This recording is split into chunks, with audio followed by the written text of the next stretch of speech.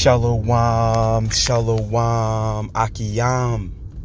First and foremost, I would like to give all praise, honor, and glory to Yahweh, Bahashem, Yahweh Shai, Bahashem, Rakah, Kodash. I would also like to give a double honors to the elders and apostles of Great Millstone, where I learned this 144% truth.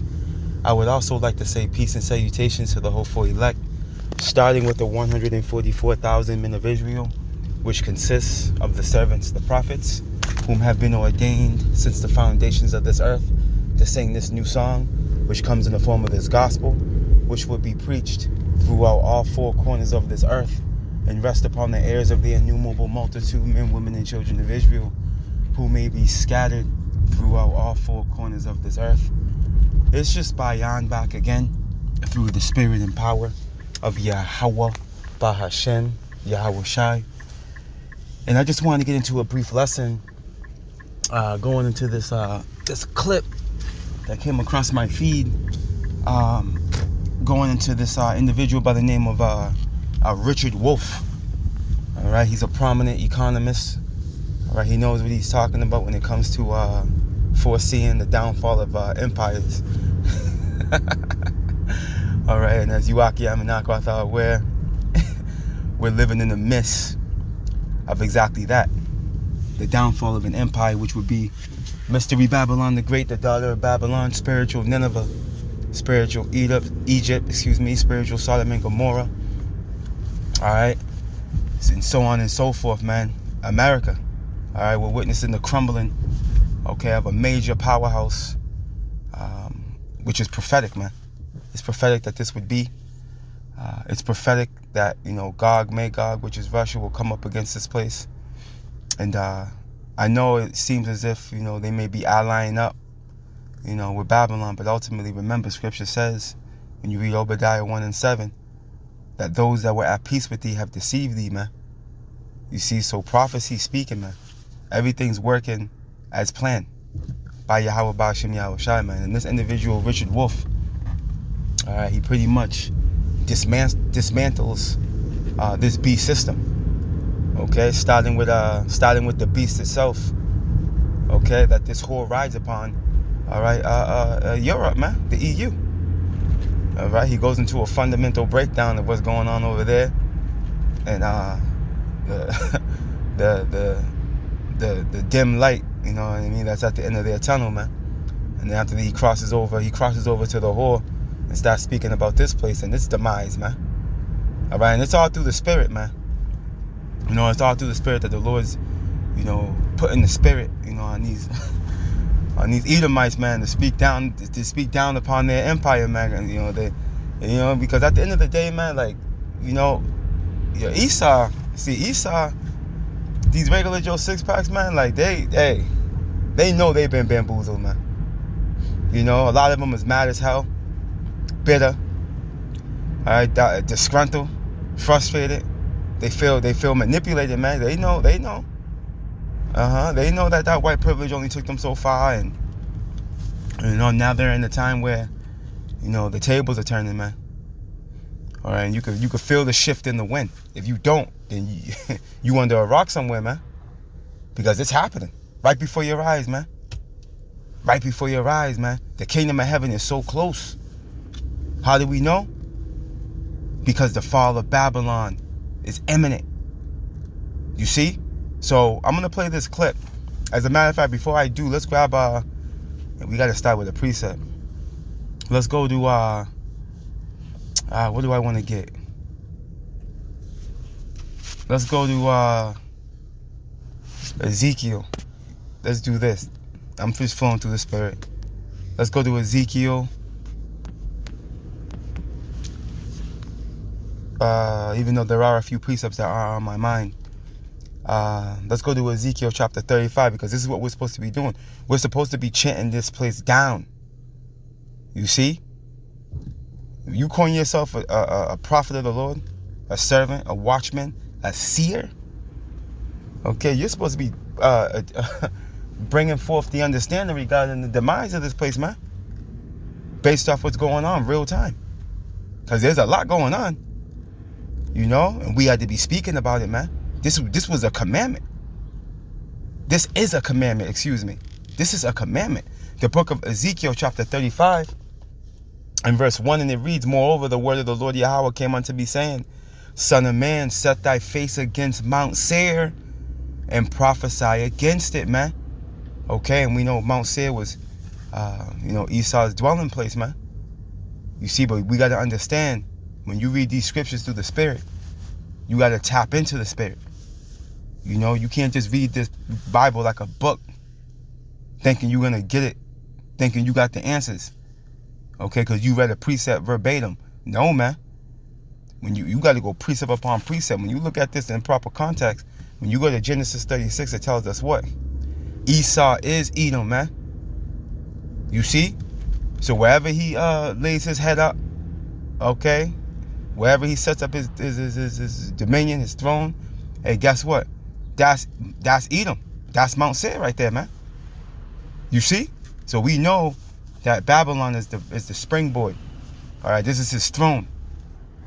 All right, of wickedness. All right, that's without a doubt. Okay, so this will be likened unto Mount Seir, Basra. Okay, Uz, Edom. You see? Let's continue on. Son of man, set thy face against Mount Seir and prophesy against it. Why? Because the Lord is against this place, man. And we're going to prove it. Let's keep reading. And say unto it, thus saith the Lord Yahweh, behold, O Mount Seir, I am against thee. See? So the Heavenly Father and his only begotten Son, they're against this place, man. You see that? Why you think Isaiah 63 is written? Okay, putting this place on the crosshairs. Okay, Basra, man, which is the capital city of Edom, which would be likened unto America, man. Again, spiritually tapping into these scriptures, man. But again, you got to have the Spirit on you to be able to do that, or it's gonna seem far-fetched to you, man, until it happens. But anyways, and say unto it, thus saith the Lord power, Yahweh, behold, O Mount Seir, I am against thee, and I will stretch out my hand against thee. And we know the Lord's mighty right hand and powerful right arm is Yahweh Shai, man. Okay? And this is who's coming. Yahweh Shai is coming. And guess what? Pursuing to Isaiah 47, he's not going to meet you devils as a man, man. Right? And I will make thee most desolate, man. And we're seeing the build up to this very day. We're seeing the build up to this very day, man. Let's get a little more. I will lay thy cities waste, and thou shalt be desolate, and thou shalt know I am the Lord Yahweh. You're gonna know, okay, Yahweh Ba'Shem Yahweh Shai reigneth, man. Okay? You're gonna know in that day, and this hasn't happened to Esau yet, man. Okay? Esau built back up. All right, Esau went down during the Western Roman Empire. He was in Europe looking crazy as hell. All right, looking like a complete madman. And he was able to come up out of that pit, man, as prophecy said he would. All right, and now we're in the tail end of his little season, as written in Revelations 20. And this man's about to go out the back door, man. Okay, and everybody and their mother can see it. Those that are paying attention. And the Lord's using these Edomites to speak on it, man. Because as it tells us in Psalm 64, their own tongue shall fall upon themselves, man. And we're witnessing it. Let's play this clip. Rightly.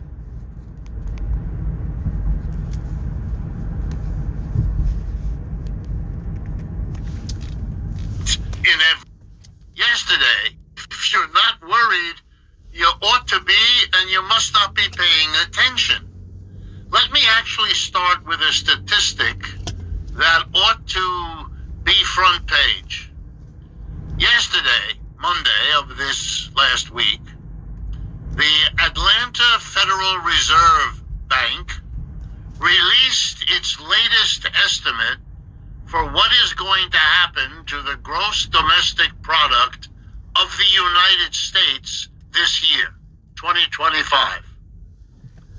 The most recent, earlier estimate a few weeks ago was in line with a general notion that it would be somewhere around 2%, maybe a bit more.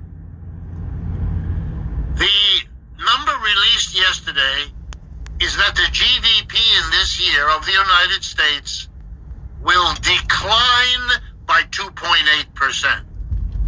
That's called a major recession. That's the prediction of the Atlanta Federal Reserve Bank.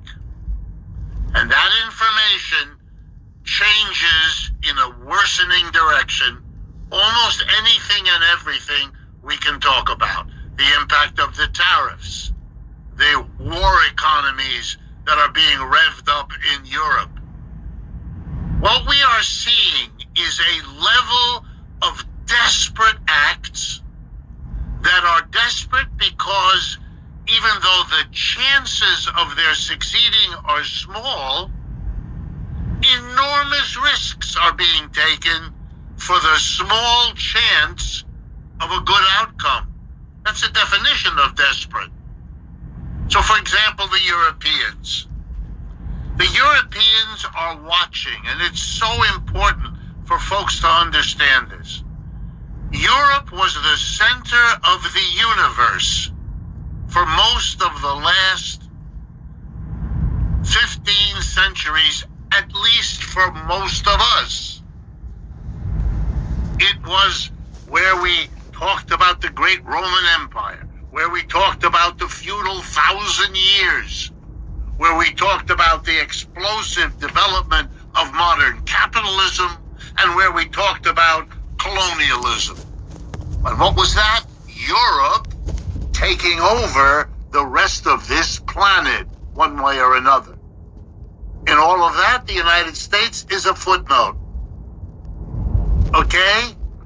What we are seeing is that center of so much of world history, Europe, becoming a small side story.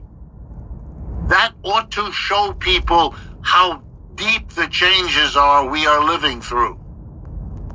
Europe has already been completely sidelined in terms of modern economics. The modern global economy, which is more global than it has ever been, is divided between two powerful centers. The United States and its major allies, the so-called G7, and China and its major allies, namely China and the BRICS. They were roughly equal as China rose and Europe, America declined. They hit an equal level around the year 2020. Since that time, because China and the BRICS have grown so much faster than the United States and Europe, they are now no longer equal. G7, Europe and America basically account for about 28% of the world's output. China and the BRICS account for 35% of the world's output. They're already ahead of us, and if there's a recession this year, while growth in China is scheduled to be in the neighborhood of 5%, well, it'll only get worse. And that's the spirit, because the other day we did a lesson through the spirit and power of Yahweh Bashim Yahushai. That lesson I did was titled "Thy Terribleness Has Deceived Thee," and I had utilized this news channel that came across my feed. I believe it was Qatar News, KTAR News, and there was an individual they had on their news, on their broadcast or whatever. What was his name? Stan Barnes, if I'm not mistaken. Also an economist. All right, but showing you that man was just set up to, deceive, man, and sell that false hope. Okay, because this is contrary to what he was standing on, man. And my numbers were actually a bit off, man. It looks like BRICS was 7% higher than G7, man, which is even more than what I have found, the information I found. You see? So statistically, when it comes to economics, man, hey, BRICS is already surpassing G7, man. So what in the hell was this nigga Stan Barnes talking about? Okay, showing you that these people are in a figment of their own imagination, man. See, old boy right here is bringing it out. All right, we're gonna tap into who this dude is right here, man. He actually out here in Boston where I'm at. He works at one of the what is it? I think Amherst, if I'm not mistaken. But we're gonna look into him through the spirit real quick, just to make a point that what he's bringing out, man, it's valid, man. All right, he's credible. He's credible resource, man. Let's continue on. And I'm not gonna play the whole video, but we're gonna play up until the point he's gonna speak on Babylon. He's gonna start picking them apart as well, man. He's foaming at the mouth. Listen. We are watching Europe become irrelevant. It's not in this story. It used to be a sidecar of the United States. And that sidecar has just had the button pressed. It's off on its own. It cannot keep up with the technological advances of Silicon Valley in the US and of China in the rest of the world. They are the dominant, fill in the blank, everything in economics. And Europe isn't in everything in economics. With great fanfare, the leaders of Europe are talking about, as you rightly pointed, we're upping our defense spending. Von Leyen says, the German woman who's in charge of the EU, says we're going to spend, and then she pauses for effect, $680 billion. Then she adds in a low tone, over the next 4 years. $680 billion puts you in kindergarten. These are numbers that don't matter. And most of that is supposed to be spent to help Ukraine, which is pouring that down the drain. So they'll build up a defense, spend it in Ukraine, and then they won't even have it. It's a bad joke. The public relations may work for people who don't know, but for anyone paying attention, Europe is plunging into irrelevance globally from having been the dominant leader of everything globally. That's the crucial thing. Yeah, the defense companies in Europe will get some more contracts. They're happy. But the only way the Europeans can shovel resources into defense is if they take them away from everything else at a time when the European economy is already in trouble. The strongest country in Europe is Germany. It is in a recession as I speak with you. They're going to have to take money away from all the social services that Europeans have demanded and forced their governments to give them. Social services that Americans can't even imagine. Let me remind you all, in France, a country I know real well, so I'll use it as an example, but it's true for most of the others, at least in the western part.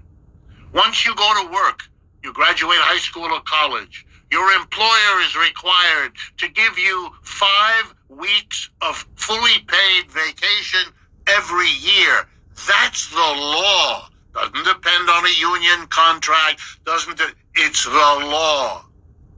You get medical insurance for illness or injury from the day of your birth to the day of your death. Period. Going to college, the tuition in France is 0. On and I could go on.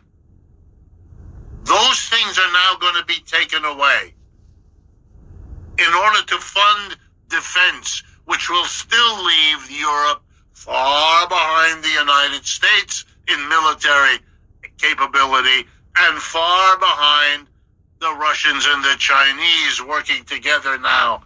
And so it's too late for Europe, and they don't know what to do, and they're going to now do defense.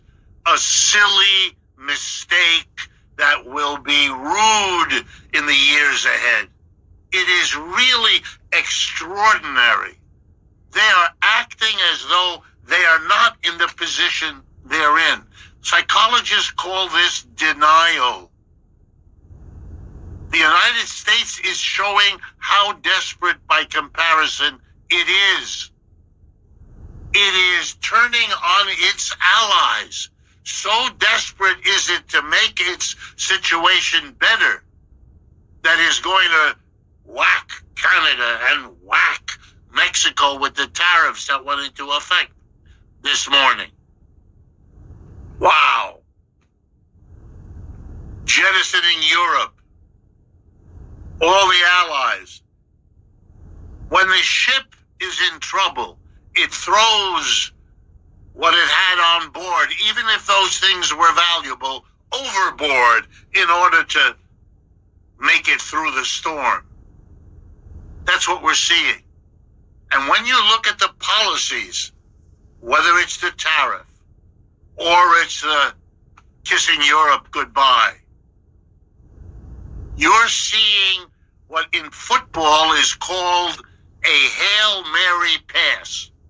It's when the quarterback, knowing that defeat is imminent, leans back and heaves the ball down the field, having told his teammates to run in that direction in the hope that the ball will bounce around in the air and eventually come down in the arms of someone on his team rather than the opposing team. Is that possible? Yes. If you ask me, is this collection of desperate acts actually going to save the situation? Is it possible? Yes. But it's possible in the same way that a Hail Mary pass is possible. It's not likely. It's not a reasonable thing to do. It's not something you would ever do unless you were desperate. Americans have got to understand this, or else they will see each step in this disaster all by itself without understanding the larger process in which we are now involved. And it's over, man. Okay, this place is finished, man. You see, and there's no reversing what's happening, man. You know, you got these red belly Americans thinking, you know, Trump coming into office, it was gonna, you know, transition Babylon back into the power seat where they're gonna just be able to make America like the 1970s, just completely just muscling everybody around and calling the shots. All right, white privilege comes back into effect, you know. Nah, man, that's not the reality. Okay, the triumphing of you damn demons is coming to an end. This is what we're witnessing. Let's go here. The book of Job, chapter 20. This is what the NWO is all about. That's why they're trying to push that fourth industrial revolution, man. Because they know this place is finished. They've already sucked all the resource out of this rock, man. It's over. Job 20 and verse 5, and it reads, verse 4, and it reads, knowest thou not this of old, since man was placed upon the earth, that the triumphing of the wicked is short, and the joy of the hypocrite but for a moment, man. Going back to that little season, man. Job, Revelations 20. All right. This man was not brought forth to reign forever. His reign of terror is only for a certain amount of time, a short time, to be exact. And efforts for prophecy to be fulfilled, man. Okay? And efforts for Yahweh Bashim Yahushai to ultimately show forth his strength by taking this man out. You see that? Look, though his excellency mount up to the heavens, and his head reach unto the clouds, yet he shall perish forever like his own dung. They which have seen him shall say, where is he, man? Right. His head reaches unto the clouds, man. Because why? He's a high-minded, pompous, proud creature. Esau is. Okay, the wicked being evil E. He is the wicked, pursuing the Malachi 1 and 4. You see, they're coined as the border of wickedness, man. You see? And ultimately, he thinks he's God, man. All right, his pseudoscience, his AI technology has put him on the forefront, you know, and ultimately put him in a position where he feels like he can't be stopped, man. Not realizing he's being carried headlong, man. Okay, as the scriptures say. Let me go here. Yahweh Bashim Yahushua got this man stumbling on himself. But he think he's getting somewhere. He think he's going somewhere fast, but he's not. The book of Job, chapter 5. In verse 12, and it reads, he disappointed the devices of the crafty. Who? Who's he? Yahweh Bashim Yahushua, man. He disappointed the devices of the crafty. And when you get this word devices, all right, what it truly goes into, when you get this word devices or device, okay, what it goes into is a plan, a thought. Check it out. Bear with me.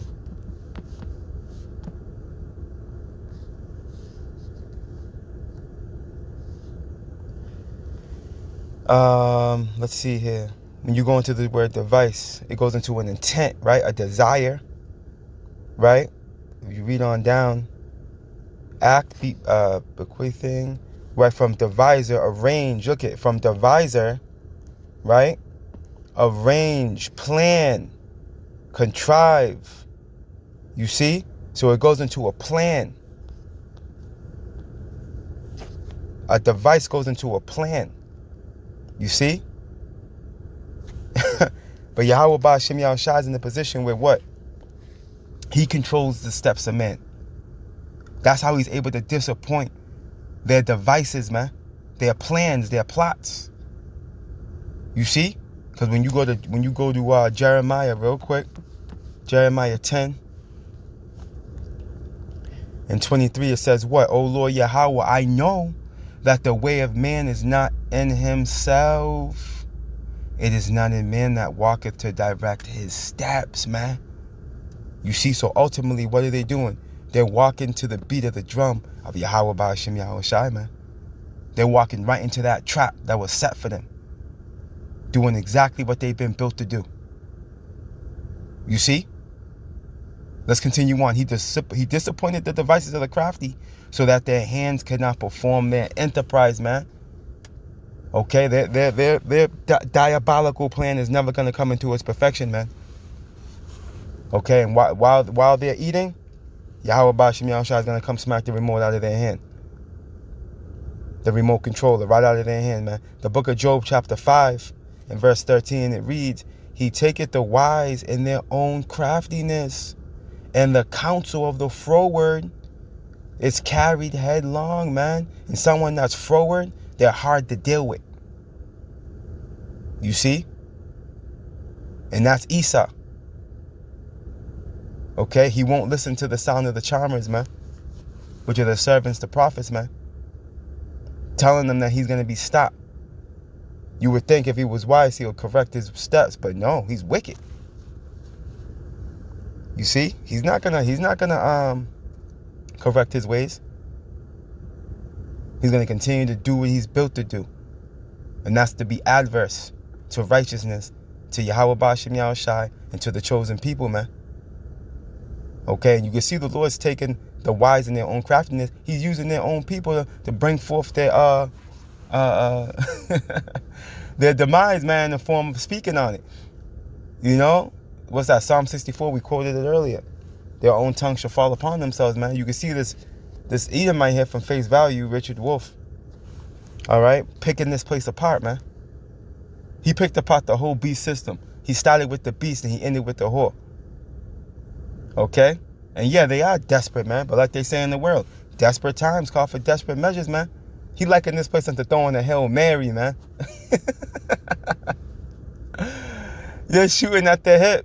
Okay? Esau's at the point now where he's shooting at the hip. Prophecy is against him. You see? Prophecy is against this man. And he can't change it. No matter how hard he tries, no matter which way he tries to go, prophecy is going to be fulfilled. You see? And when you get into this dude, Richard Wolf, real quick, we're not going to spend too much time. Right? He was born in April 1st, 1942. He's 80-something years old, man, at this point. And he's still kicking. He was foaming at the mouth in that video. That video was from 6 days ago, man. All right, he hasn't lost his cognitive abilities yet, man. You know, and that goes to show you too that on this side they're blessed. You know, he's 82 years old. He's just as cognitive. Look at him, eyes popping out of his head. He was foaming at the mouth in this video. Look. Step in this disaster all by itself without understanding the larger process in which we are now involved. He was going in, man. All right, now let's continue on. A little bit more. Is an American Marxian theorist known for his work on economic methodology and class analysis. He's a professor emeritus of economics at the University of Massachusetts Amherst and a visiting professor in the graduate program in international affairs of the New School. All right. Wolf has also taught economics at Yale University, City University of New York, University of Utah, University of Paris, and that's why he was speaking on. He spoke on that as far as their privileges they get over there in France. But needless to say, in the Breck Forum in New York City. But yeah, man, you know, so he's a you know, prominent economist, man. All right, so this dude, let me see something. Yeah, this dude knows what he's talking about. You see, his information he's bringing forth is worthy to shed light on, man. All right, which pretty much brings that much more confirmation to the realization of this place's decline. But here it is, you still got Jake, you know, trying to create a foundation here, man. Not realizing this foundation is going to be broken up. Micah 2:10 tells us, arise ye and depart, for this is not our rest, man. All right, it will destroy us with a sword destruction, because this place is going to get destroyed. Pursuing the biblical prophecy. Let's close out here. The book of Psalms, chapter 37.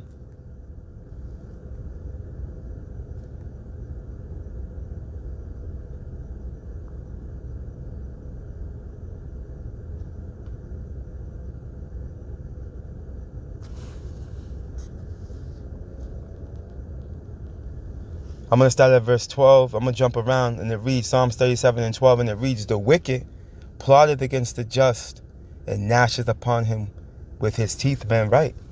So ultimately, you know, this man's goal is to what? Eradicate the Israelites, man. Starting with the servants, the prophets, and the true believers. And you can prove that when you read Revelations 12.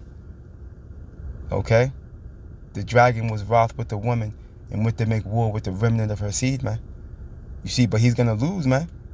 Because at the end of the day, he's fighting a losing battle. You see, as we can read here, the Lord shall laugh at him, man. Psalms 37 and 13. The Lord shall laugh at him. Why? For he seeth that his day is coming, man. You see, so Esau has a day in infamy, man, where he's going to be what? Visited, man. He's going to be visited. And there's no way around it. Look, the wicked have drawn out the sword and have bent their bow to cast down the poor and needy, which are the Israelites, right? And to slay such as be of upright conversation, the elect. See, the elect are on Esau's scopeo. But what did the Lord say in the book of Psalms? I believe that's 105. Touch not my anointed and do my prophets no harm, man. Because once you do that, that's when you're going to self-destruct. Their sword, Psalms 37 and 15, their sword shall enter into their own heart. Okay, that blessing they were given back in Genesis 27 from Isaac, which was Yahushua, if you can receive it. It was actually a curse, as we're reading here. Their sword shall enter into their own heart, and their bows shall be broken, man. And real quick, when you get this word, we'll close out right here. I gotta run. Salaki Aki Aminakwaf. When you get this word,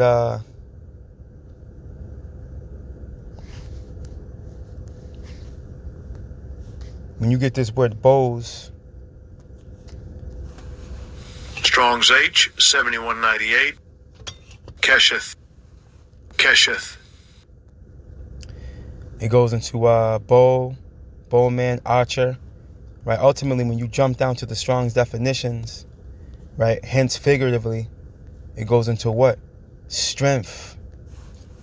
You see? Figuratively, it goes into strength. You see? Because the bow shoots the arrow, right? So the bow is the strength of that arrow. Okay?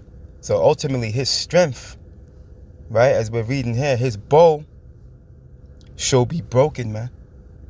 Okay? And we're witnessing that now. With the beast system breaking apart. America pulling out of NATO, pulling away from the European Union. Okay, we're seeing their bow be broken, man. Okay? Kahalayam la Yahweh Bashim Yahushai, man. It's a beautiful time to be alive, man. Witnessing the downfall of our enemy, man. Hey, tomorrow is the Passover, Akiyam and Akwa. Tomorrow's sundown. All right, tomorrow at sundown, the 13th. All right, stay prayed up. Stay locked in. Fast as well as pray. We at the end. We at the end, man. Okay? Yahweh Bashim Yahushai is visiting this place, man. He's visiting the world which he made. You see? Salvation is at the door, man. Hey, not to mention tomorrow there's going to be a blood moon as well. As you Akiyam and Akwath are well aware of. Okay? That lunar eclipse tomorrow is going to be a blood moon, man. So let's go. Which is a sign of the times, man. As we know, the moon is a token of the signs of the times. You see? And we know what that means, man. Evil and only evil has come. But so is salvation, man. Lord willing, we're part of that precious number. All praise, honor, and glory to Yahweh, Bahashem, Yahweh Shai, Bahashem, Rakah, Kodash. Double honors to the elders and apostles of Great Millstone, where I learned this 144% truth. Lord willing, you Akiyam and Akwath will edify. Shalom.